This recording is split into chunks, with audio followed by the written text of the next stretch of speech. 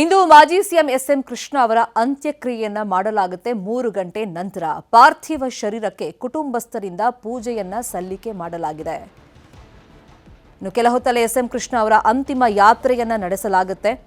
ಯಾಕಂದರೆ ಕರುನಾಡು ಕಂಡಂತ ಧೀಮಂತ ನಾಯಕ 6 ದಶಕಗಳ ಕಾಲ ಸುದೀರ್ಘವಾಗಿ ರಾಜಕೀಯ ಮಾಡಿದವರು, ಆಲ್ಮೋಸ್ಟ್ ಎಲ್ಲ ಹುದ್ದೆಯನ್ನು ಅಲಂಕರಿಸಿದಂಥ ಎಸ್ಎಂ ಕೃಷ್ಣ ಅವರು ಇನ್ನಿಲ್ಲ ಅಂತ ಕೇಳಿದಾಗ ಸಹಜವಾಗಿ ಅವರ ಸಮುದಾಯಕ್ಕೆ ಅವರನ್ನು ಯಾರು ಗುರು ಅಂತ ಕನ್ಸಿಡರ್ ಮಾಡಿದ್ರು ಅವರಿಗೆಲ್ಲ ಶಾಕ್ ಆಗಿದೆ. ರಾಜಕೀಯ ವಲಯದಲ್ಲೂ ತುಂಬಲಾರದ ನಷ್ಟ ಉಂಟಾಗಿದೆ. ಈಗ ಅಂತಿಮ ಯಾತ್ರೆಗೆ ಸಿದ್ಧತೆಗಳಾಗಿದೆ. ಮಾರ್ಗ ಮಧ್ಯದಲ್ಲಿ ಸಾರ್ವಜನಿಕರಿಗೂ ಕೂಡ ದರ್ಶನಕ್ಕೆ ಅವಕಾಶವನ್ನು ಮಾಡಿಕೊಡಲಾಗುತ್ತೆ. ಅಂದರೆ ಬಿಡದಿ, ರಾಮನಗರ ಹಾಗೆಯೇ ಚನ್ನಪಟ್ಟಣದಲ್ಲಿ 5 ರಿಂದ 10 ನಿಮಿಷಗಳ ಕಾಲ ಅಂತಿಮ ನಮನವನ್ನು ಸಲ್ಲಿಸೋದಕ್ಕೆ ಅವಕಾಶವನ್ನು ಮಾಡಿಕೊಡಲಾಗುತ್ತೆ.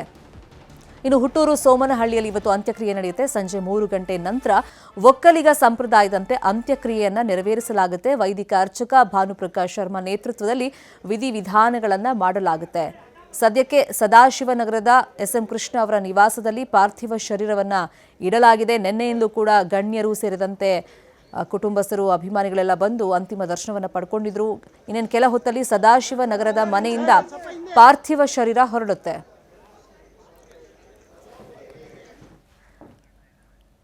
ದೃಶ್ಯದಲ್ಲಿ ಗಮನಿಸ್ತಿದ್ದೀವಿ, ಸಚಿವರಾಗಿರುವಂಥ ಈಶ್ವರ ಖಂಡ್ರೆ ಅವರು, ಚಲುವರಾಯಸ್ವಾಮಿ ಅವರು ಅಲ್ಲೇ ಇದ್ದಾರೆ. ಇನ್ನೇನು ಕೆಲವೇ ಹೊತ್ತಿನಲ್ಲಿ ತೆರೆದ ವಾಹನದ ಮೂಲಕ ಮೆರವಣಿಗೆಯನ್ನ ಮಾಡಲಾಗುತ್ತೆ.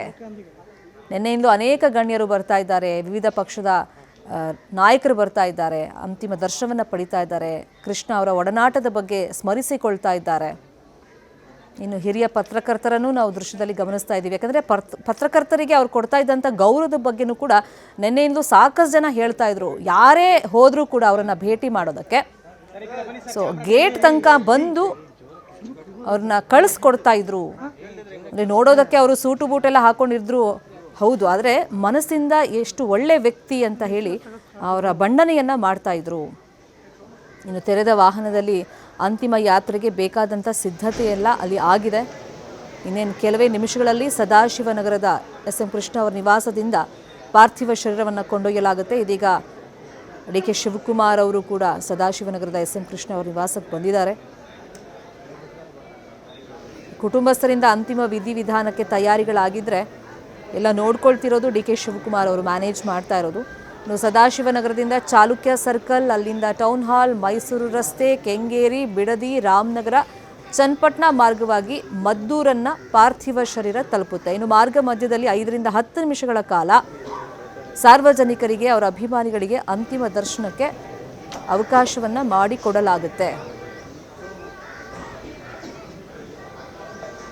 ನಿನ್ನೆಯಿಂದ ಎಲ್ಲರೂ ಹಾಡಿ ಹೊಗಳ್ತಾ ಇರೋದು ಎಸ್ಎಂ ಕೃಷ್ಣ ಅವರ ವ್ಯಕ್ತಿತ್ವದ ಬಗ್ಗೆ, ಅವರ ದೂರದೃಷ್ಟಿಯ ಬಗ್ಗೆ. ಈಗ ಮತ್ತೊಮ್ಮೆ ಡಿ.ಕೆ. ಶಿವಕುಮಾರ್ ಅವರು ಎಸ್ಎಂ ಕೃಷ್ಣ ಅವರಿಗೆ ನಮಿಸ್ತಾ ಇದ್ದಾರೆ. ಇನ್ನೇನು ಕೆಲವೇ ನಿಮಿಷದಲ್ಲಿ ಸದಾಶಿವನಗರದ ಅವರ ನಿವಾಸದಿಂದ, ಅಂದರೆ ಎಸ್ಎಂ ಕೃಷ್ಣ ಅವರ ನಿವಾಸದಿಂದ ಪಾರ್ಥಿವ ಶರೀರವನ್ನು ಅಂತಿಮ ಯಾತ್ರೆ ಮುಖಾಂತರ ಅವರ ಹುಟ್ಟೂರಿಗೆ ಕೊಂಡೊಯ್ಯಲಾಗುತ್ತೆ. ಅಲ್ಲಿ ಅಂತಿಮ ವಿಧಿವಿಧಾನಗಳನ್ನು ನೆರವೇರಿಸಲಾಗುತ್ತೆ. ಇನ್ನು ಮಾರ್ಗ ಮಧ್ಯದಲ್ಲೂ ಕೂಡ ಜನರಿಗೆ ಎಸ್ಎಂ ಕೃಷ್ಣ ಅವರಿಗೆ ನಮನವನ್ನು ಸಲ್ಲಿಸೋದಕ್ಕೆ, ಅಂತಿಮ ದರ್ಶನವನ್ನು ಪಡ್ಕೊಳ್ಳೋದಕ್ಕೆ ಅವಕಾಶವನ್ನು ಮಾಡಿಕೊಡಲಾಗುತ್ತೆ. ಒಕ್ಕಲಿಗ ಸಂಪ್ರದಾಯದಂತೆ ಇವತ್ತು ವಿಧಿವಿಧಾನಗಳನ್ನು ನೆರವೇರಿಸಲಾಗುತ್ತೆ.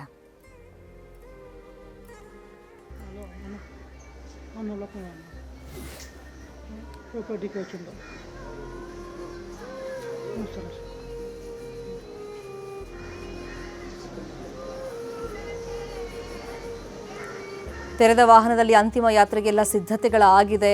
ಸೊ ಅಲ್ಲಿ ಯಾವ ಥರ ಕ್ರಿಯೆಗಳು ಸದ್ಯಕ್ಕೆ ನಡೀತಾ ಇದೆ ಅನ್ನೋದ್ರ ಬಗ್ಗೆ ಇನ್ನಷ್ಟು ವಿವರಣೆಯನ್ನು ನೀಡೋದಕ್ಕೆ ಸದಾಶಿವನಗರದ ಎಸ್ಎಂ ಕೃಷ್ಣ ಅವರ ನಿವಾಸದ ಬಳಿಯಿಂದ ನೇರ ಸಂಪರ್ಕದಲ್ಲಿ ಕನೆಕ್ಟ್ ಆಗಿದ್ದಾರೆ ನಮ್ಮ ರಿಪೋರ್ಟರ್ ಆಶಿಕ್ ಮುಲ್ಕಿ.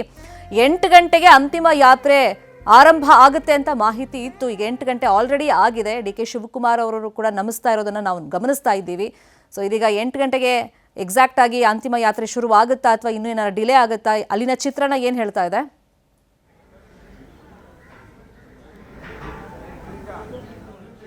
ಶರ್ಮಿತಾ, ನೇರವಾಗಿ ದೃಶ್ಯಗಳಿಗೂ ಹೋಗೋಣ. ಇನ್ನೇನು ಕೆಲವೇ ಕ್ಷಣಗಳಲ್ಲಿ ಪಾರ್ಥಿವ ಶರೀರವನ್ನು ಅವರ ಹುಟ್ಟೂರಿಗೆ ಕೊಂಡೊಯ್ಯುವಂಥ ಕೆಲಸ ಕೂಡ ಪ್ರಾರಂಭ ಆಗುತ್ತೆ. ಈಗಾಗಲೇ ಸಿಬ್ಬಂದಿಗಳು ಬ್ಯಾರಿಕೇಡ್ಗಳನ್ನು ತೆರವು ಮಾಡ್ತಾ ಇದ್ದಾರೆ. ತೆರವು ಮಾಡಿದ ತಕ್ಷಣ ಇಲ್ಲಿಂದ ಪಾರ್ಥಿವ ಶರೀರವನ್ನು ಆ ತೆರೆದ ವಾಹನಕ್ಕೆ ಕೊಂಡೊಯ್ತಾರೆ. ಈಗಾಗಲೇ ಯಾವ ರೀತಿಯಾಗಿರುವಂಥ ಸಿದ್ಧತೆಗಳನ್ನು ಮಾಡಿಕೊಳ್ಳಲಾಗಿದೆ ಅನ್ನುವಂಥದ್ರ ಬಗ್ಗೆ ಖುದ್ದು ಡಿ ಕೆ ಶಿವಕುಮಾರ್ ಅವರು ಬಂದು ಕುಟುಂಬಸ್ಥರಿಂದ ಸಿಬ್ಬಂದಿಗಳಿಂದ ಮಾಹಿತಿಯನ್ನು ಪಡೆದು ತೆರೆದ ವಾಹನಕ್ಕೆ ಎಸ್ ಎಂ ಕೃಷ್ಣ ಅವರ ಮೃತ ದೇಹವನ್ನು ಪಾರ್ಥಿವ ಶರೀರವನ್ನು ಶಿಫ್ಟ್ ಮಾಡೋದಕ್ಕೂ ಕೂಡ ಅವರು ಸೂಚನೆಯನ್ನು ಕೊಟ್ಟಿರುವಂಥದ್ದು. ಇನ್ನೇನು ಕೆಲವೇ ಹೊತ್ತಿನಲ್ಲಿ ಇಲ್ಲಿಂದ ಅವರ ಮೃತದೇಹವನ್ನು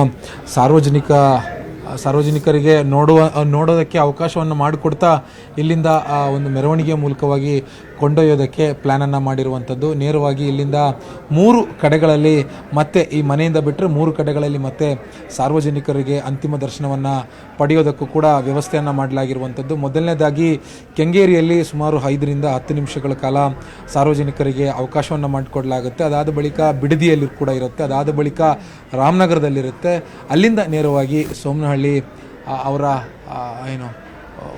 ಜಾಗಕ್ಕೆ ಕರ್ಕೊಂಡು ಹೋಗಿ ಅವರನ್ನು ಒಕ್ಕಲಿಗ ಸಂಪ್ರದಾಯದಂತೆ ಅಂತ್ಯಕ್ರಿಯೆಯನ್ನು ಮಾಡೋದಕ್ಕೂ ಕೂಡ ಸಿದ್ಧತೆಯನ್ನು ಮಾಡಿಕೊಂಡಿರುವಂಥದ್ದು ದೃಶ್ಯಗಳಲ್ಲೂ ಕೂಡ ನಾವು ನೋಡ್ತಾ ಹೋಗ್ಬೋದು. ಇನ್ನೇನು ಕೆಲವೇ ಕ್ಷಣಗಳಲ್ಲಿ ಅವರ ಪಾರ್ಥಿವ ಶರೀರವನ್ನು ಶಿಫ್ಟ್ ಮಾಡುವಂಥ ಕೆಲಸ ಕೂಡ ಆಗುತ್ತೆ. ಡಿ ಕೆ ಶಿವಕುಮಾರ್ ಅವರೇ ಖುದ್ದು ಮುಂದೆ ನಿಂತು ಎಲ್ಲ ರೀತಿಯಾಗಿರುವಂಥ ಸಿದ್ಧತೆಗಳನ್ನು ಕೂಡ ಮಾಡಿಕೊಳ್ತಾ ಇರುವಂಥದ್ದು.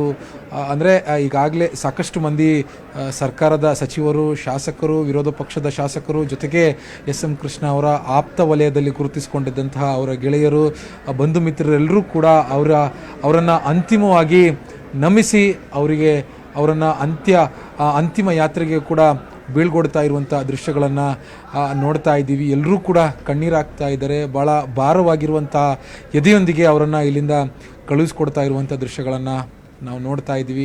ಸಂಪೂರ್ಣವಾಗಿ ಶರ್ಮಿತಾ ಇಲ್ಲಿ ಒಂದು ಶೋಕದ ವಾತಾವರಣ ಅಂದರು ಅದಕ್ಕೂ ಮಿಗಿಲಾಗಿರೋ ಏನೋ ಪದಗಳಿದ್ರೆ ಅದನ್ನೇ ಹೇಳಬೇಕಾಗುತ್ತೆ. ಅಂಥ ಒಂದು ವಾತಾವರಣ ಇಲ್ಲಿ ಎಲ್ಲರೂ ಕೂಡ ಕಣ್ಣೀರಾಗ್ತಾ ಇರುವಂಥದ್ದು. ಅದರ ಜೊತೆಗೆ ಯಾವ ರೀತಿಯಾಗಿರುವಂಥ ಗೌರವದೊಂದಿಗೆ ಅವರನ್ನು ಕಳುಹಿಸ್ಕೊಡ್ಬೇಕು, ಆ ಎಲ್ಲ ಗೌರವಗಳನ್ನು ಕೂಡ ಯಾವುದೇ ರೀತಿಯಾಗಿರುವಂಥ ಕುಂದು ಕೊರತೆಗಳಿಲ್ಲದೆ ಅವರನ್ನು ಕಳುಹಿಸ್ಕೊಡೋದಕ್ಕೂ ಕೂಡ ಆ ಭಾರವಾದ ಹೃದಯದೊಂದಿಗೆ ಅವರ ಬಂಧು ಮಿತ್ರರು, ಗೆಳೆಯರು, ಅವರ ಶಿಷ್ಯಂದರು, ಆಪ್ತರು ಎಲ್ಲರೂ ಕೂಡ ಕೆಲಸ ಮಾಡ್ತಿರುವಂಥದ್ದು. ಎಲ್ಲ ಅಂತ್ಯಕ್ರಿಯೆ, ಅಂತಿಮ ವಿಧಿವಿಧಾನಗಳ ನೇತೃತ್ವವನ್ನು ಖುದ್ದು ಡಿ ಕೆ ಶಿವಕುಮಾರ್ ಅವರೇ ತಮ್ಮ ಪ್ರೀತಿಯ ಗುರುಗಳಿಗೆ ಸಮರ್ಪಣೆ ಅನ್ನುವಂಥ ರೀತಿಯಲ್ಲಿ ಮಾಡ್ತಾ ಇರುವಂಥ ದೃಶ್ಯಗಳನ್ನು ಕೂಡ ನಾವಿಲ್ಲಿ ನೋಡ್ತಾ ಇರುವಂಥದ್ದು. ಈಗಾಗಲೇ ತೆರೆದ ವಾಹನದ ಎಲ್ಲ ಅದಕ್ಕೆ ತೆರೆದ ವಾಹನಕ್ಕೆ ಹೂಗಳಿಂದ ಅಲಂಕಾರವನ್ನು ಮಾಡಲಾಗಿದೆ. ಆ ವಾಹನದಲ್ಲಿ ಅವರ ಹುಟ್ಟೂರಾಗಿರುವಂಥ ಮದ್ದೂರು ಬಳಿಯ ಸೋಮನಹಳ್ಳಿಗೆ ಕೂಡ ಕರೆದುಕೊಂಡು ಹೋಗೋದಕ್ಕೆ ಇನ್ನೇನು ಕೆಲವೇ ಕ್ಷಣಗಳು ಬಾಕಿ ಇರುವಂಥದ್ದು. ಶರ್ಮಿ, ಈಗ ಮಾರ್ಗ ಮಧ್ಯದಲ್ಲೂ ಕೂಡ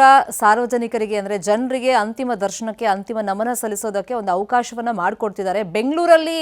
ಸೊ ಒಂದು 5 ನಿಮಿಷ 10 ನಿಮಿಷ ಎಲ್ಲೆಲ್ಲಿ ಸ್ಟಾಪ್ಗಳನ್ನು ಕೊಡ್ಬೋದು, ಆ ಬಗ್ಗೆ ಮಾಹಿತಿ ಆಶಿಕ್.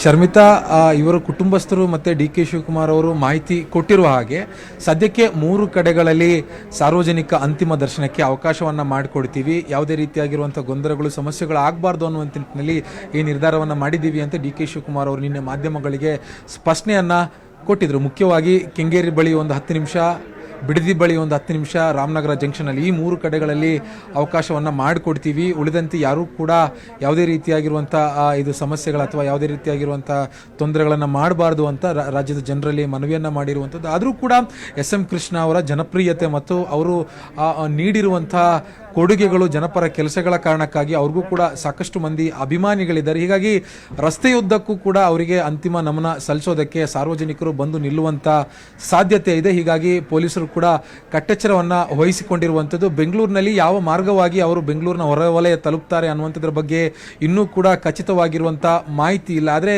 ಪೊಲೀಸರು ಕಾರ್ಪೊರೇಷನ್ ಮಾರ್ಗವಾಗಿ ನೇರವಾಗಿ ಮೈಸೂರು ರೋಡ್ ಫ್ಲೈಓವರ್ ಹತ್ತಿ ಅವರನ್ನು ಆ ಕಡೆಗೆ ಕೆಂಗೇರಿಗೆ ಕರೆದೊಯ್ಯುವಂಥ ಪ್ಲಾನ್ ಕೂಡ ಮಾಡಿದ್ದಾರೆ. ಜೊತೆಗೆ ಯಶವಂತಪುರ ಗೊರಗುಂಟೆಪಾಳ್ಯ ರಿಂಗ್ ರೋಡ್ ಮೇಲೆ ಅವರನ್ನು ಕೆಂಗೇರಿ ಬಳಿ ತಲುಪಿಸುವಂಥ ಕೆಲಸವನ್ನು ಒಂದು ಪ್ಲಾನನ್ನು ಕೂಡ ಮಾಡಿದ್ದಾರೆ. ಆದರೆ ಇದರ ಎರಡರಲ್ಲಿ ಯಾವ ಮಾರ್ಗ ಆಯ್ದುಕೊಳ್ತಾರೆ ಅನ್ನುವಂಥದ್ದು ಇನ್ನೂ ಕೂಡ ಬಹಿರಂಗವಾಗಿಲ್ಲ. ಇನ್ನೇನು ಕೆಲವೇ ಹೊತ್ತಿನಲ್ಲಿ ಅವರ ಪಾರ್ಥಿವ ಶರೀರವನ್ನು ತೆರೆದ ವಾಹನದ ಮೂಲಕವಾಗಿ ಅವರನ್ನು ಇಲ್ಲಿಂದ ಸೋಮನಹಳ್ಳಿಗೆ ಕೊಂಡೊಯ್ಯಲಾಗುತ್ತೆ. ನೀವು ಹೇಳಿದ ಹಾಗೆ ಮಾರ್ಗದ ಉದ್ದಕ್ಕೂ ಕೂಡ ಅವರ ಅಭಿಮಾನಿಗಳು, ಸಾರ್ವಜನಿಕರು ಅವರನ್ನು ಕೊನೆಯ ಬಾರಿ ನೋಡೋದಕ್ಕೆ ನಿಲ್ಲುವಂಥ ಸಾಧ್ಯತೆಗಳೇ ಹೆಚ್ಚಿರುವಂಥದ್ದು. ಅದಾದರೂ ಕೂಡ ಕೆಂಗೇರಿಯ ಬಳಿ ಯಾರಿಗೆಲ್ಲ ಮನೆ ಕಡೆ ಬರೋದಕ್ಕಾಗಿಲ್ಲ ಅವ್ರಿಗೆಲ್ಲರಿಗೂ ಕೂಡ ಕೆಂಗೇರಿಯ ಬಳಿ ಬರೋದಕ್ಕೆ, ಅಂತಿಮ ದರ್ಶನ ಪಡೆಯೋದಕ್ಕೆ ವ್ಯವಸ್ಥೆ ಮಾಡಲಾಗಿದೆ. ಅಲ್ಲಿ ಬಂದು ಅಂತಿಮ ದರ್ಶನ ಪಡಿಬೇಕು ಅಂತ ಕುಟುಂಬಸ್ಥರು ಮತ್ತು ಡಿ ಕೆ ಶಿವಕುಮಾರ್ ಅವರು ಮನವಿ ಮಾಡಿಕೊಂಡಿರುವಂಥದ್ದು. ಇನ್ನೇನು ಕೆಲವೇ ಹೊತ್ತಿನಲ್ಲಿ ಹೊತ್ತಿನಲ್ಲಿ ಹೋಗ್ತಾರೆ, ಯಾವ ರೀತಿಯಾಗಿರುವಂಥ ಚಿತ್ರಣ ಅಲ್ಲೆಲ್ಲವೂ ಕೂಡ ಇರುತ್ತೆ ಅನ್ನುವಂಥದ್ದನ್ನು ನಾನು ಅಪ್ಡೇಟ್ ಮಾಡ್ತಾ ಹೋಗ್ತೀನಿ ಶರ್ಮಿತಾ. ಫೈನ್, ಅದಾದಮೇಲೆ ನೋಡೋಣ ರೂಟ್ ಮ್ಯಾಪ್ ಹೆಂಗೆ ಕರ್ಕೊಂಡು ಹೋಗ್ತಾರೆ ಅಂತ. ಈಗ ಬೆಂಗಳೂರನ್ನ ಅಭಿವೃದ್ಧಿ ಪಡಿಸಿದ್ರಲ್ಲಿ SM ಕೃಷ್ಣ ಅವರ ಪಾಲು ಬಹುದೊಡ್ಡದಿದೆ. ಈ ನಿಟ್ಟಿನಲ್ಲಿ ಬೆಂಗಳೂರಿಂದ ವಿದಾಯ ಹೇಳುವಂಥ ಸಂದರ್ಭದಲ್ಲಿ ಅವರಿಗೆ ಸೊ ಈ ಬೆಂಗಳೂರಿನ ಕೊಡುಗೆಗಳ ಬಗ್ಗೆ ಅಲ್ಲಿ ಬಂದಂಥವರು ಯಾವ ಥರ ಸ್ಮರಿಸ್ಕೊಳ್ತಾ ಇದ್ದಾರೆ ಆಶಿಕ್?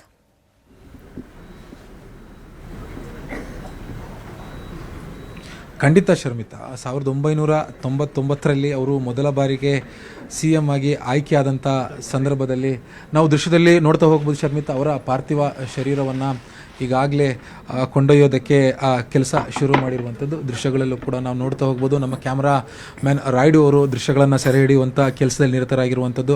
ಈಗಾಗಲೇ ಅವರನ್ನು ಮುಚ್ಚಿದಂತಹ ಆ ಒಂದು ವ್ಯಾನಿಗೆ ತೆಗೆದುಕೊಂಡು ಹೋಗೋದಕ್ಕೆ ಕುಟುಂಬಸ್ಥರು ಅಂತಿಮವಾಗಿ ಅವ್ರಿಗೊಂದು ಪೂಜೆಯನ್ನು ನಮನವನ್ನು ಸಲ್ಲಿಸೋದಕ್ಕೂ ಕೂಡ ಈಗಾಗಲೇ ಮನೆಯಿಂದ ಹೊರಬಂದಿರುವಂಥದ್ದು ದೃಶ್ಯಗಳಲ್ಲೂ ಕೂಡ ನಾವು ನೋಡೋದಕ್ಕೆ ಸಾಧ್ಯ ಆಗುತ್ತೆ. ಅವರಿಗೆ ಭಾರತದ ತ್ರಿವರ್ಣ ಧ್ವಜವನ್ನು ಹೊದಿಸಿ ಅವ್ರನ್ನ ತೆರೆದ ವಾಹನದಲ್ಲಿ ಕೊಂಡೊಯ್ಯೋದಕ್ಕೆ ವ್ಯವಸ್ಥೆಯನ್ನು ಮಾಡಿರುವಂಥದ್ದು ಕುಟುಂಬಸ್ಥರು, ಬಂಧು ಮಿತ್ರರು, ಆಪ್ತ ವಲಯದವರು ಮತ್ತು ಅವ್ರ ಜೊತೆ ಕೆಲಸ ಮಾಡಿರುವಂಥ ಅಪಾರ ಸಂಖ್ಯೆಯಲ್ಲಿರುವಂಥ ಅವರ ಮಾಜಿ ಸಹೋದ್ಯೋಗಿಗಳು ಕೂಡ ಬಂದು ನಿಂತು ಈ ಒಂದು ಅಂತಿಮ ಯಾತ್ರೆಗೆ ಅವರನ್ನು ಅಂತಿಮವಾಗಿ ವಿದಾಯವಾಗಿ ಬೀಳ್ಕೊಡೋದಕ್ಕೂ ಕೂಡ ಇಲ್ಲಿ ನಿಂತಿರುವಂಥದ್ದು ನಾವು ದೃಶ್ಯದಲ್ಲೂ ಕೂಡ ನೋಡ್ತಾ ಹೋಗ್ಬೋದು. ಅವ್ರನ್ನ ಕೈ ಮುಗಿದು ನಮಿಸುವಂಥ ಕೆಲಸವನ್ನು ಅವರ ಕುಟುಂಬಸ್ಥರು ಮಾಡ್ತಾ ಇದ್ದಾರೆ.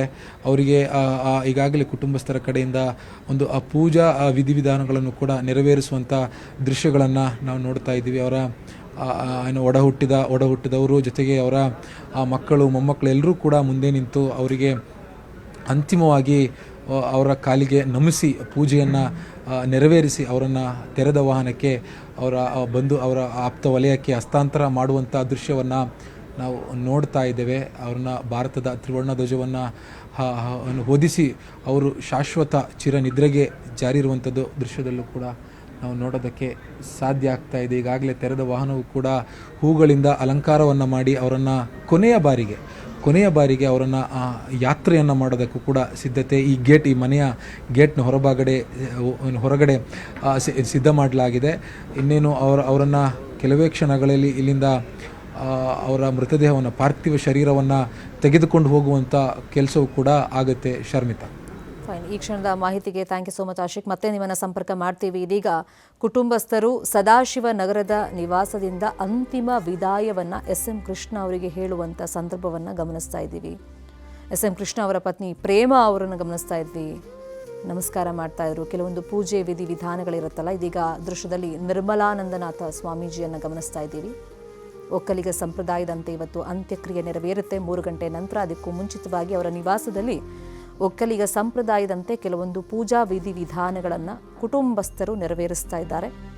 ಸ್ವಾಮೀಜಿಗಳ ನೇತೃತ್ವದಲ್ಲಿ ಆ ಪೂಜಾ ವಿಧಿ ವಿಧಾನಗಳು ನಡೀತಾ ಇರೋದನ್ನು ಗಮನಿಸ್ತಾ ಇದ್ದೀವಿ.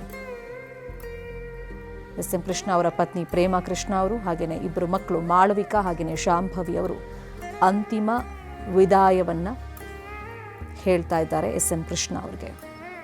DK ಶಿವಕುಮಾರ್ ಅವರು ನೆಚ್ಚಿನ ರಾಜಕೀಯ ಗುರು ಅಂತ SM ಕೃಷ್ಣ ಅವರನ್ನು ಯಾವಾಗಲೂ ಕರೀತಾ ಇದ್ರು. ಸಲಹೆ ಸೂಚನೆಗಳನ್ನು ಕಷ್ಟ ಕಾಲದಲ್ಲಿ ಬೆನ್ನೆಲುಬಾಗಿ SM ಕೃಷ್ಣ ಅವರು ನಿಂತ್ಕೊಳ್ತಿದ್ರು. ಏನು SM ಕೃಷ್ಣ ಅವರ ಕಷ್ಟ ಕಾಲದಲ್ಲೂ DK ಶಿವಕುಮಾರ್ ಅವರು ಬಲ ತುಂಬಿದ್ರ ಬಗ್ಗೆ ನಾನು ಇನ್ನೊಂದಿನ ಸುದೀರ್ಘವಾಗಿ ಅದರ ಬಗ್ಗೆ ಮಾತಾಡಬೇಕು ಅಂತ ಅವ್ರು ನೆನ್ನೆ ಹೇಳ್ತಾ ಇದ್ರು. ಇದೀಗ ನೆಚ್ಚಿನ ಗುರುವಿಗೆ ವಿದಾಯವನ್ನು ಹೇಳುವಂಥ ಸಮಯ ಬೆಂಗಳೂರಿನ ಅವರ ನಿವಾಸದಿಂದ. ದೃಶ್ಯದಲ್ಲಿ ಅಶ್ವಥ್ ನಾರಾಯಣ್ ಅವರನ್ನು ಕೂಡ ಗಮನಿಸ್ತಾ ಇದ್ದೀವಿ. ಇದೀಗ ಕುಟುಂಬಸ್ಥರಿಂದ ಕೆಲವೊಂದು ಪೂಜೆ ವಿಧಿವಿಧಾನಗಳನ್ನು ನೆರವೇರಿಸಲಾಗ್ತಾ ಇದೆ. ಇನ್ನೇನು ಕೆಲವೇ ಹೊತ್ತಲ್ಲಿ ಅಂತಿಮ ಯಾತ್ರೆ ಆರಂಭ ಆಗುತ್ತೆ. ಸಾರ್ವಜನಿಕರಿಗೂ ಅಂತಿಮ ದರ್ಶನಕ್ಕೆ ಮಾರ್ಗ ಮಧ್ಯದಲ್ಲಿ ವ್ಯವಸ್ಥೆಗಳನ್ನು ಮಾಡಲಾಗಿದೆ.